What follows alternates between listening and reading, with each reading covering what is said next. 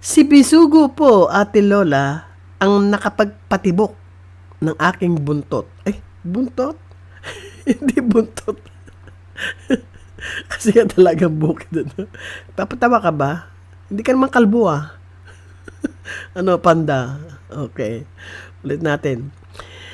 Si Bisugo, Ate Lola, ang nakapagpatibok ng aking puso. Ayan. Nakilala ko po siya nang minsang bumisita siya sa kamag-anakan niyang napangasawa ng taga doon lang din sa amin. Ayun. So, si Bisugo, umatin ng kasalan, no? Ng kamag-anakan niya na nakapag-asawa doon sa lugar ni Dalagang Bukid. Okay? So, hindi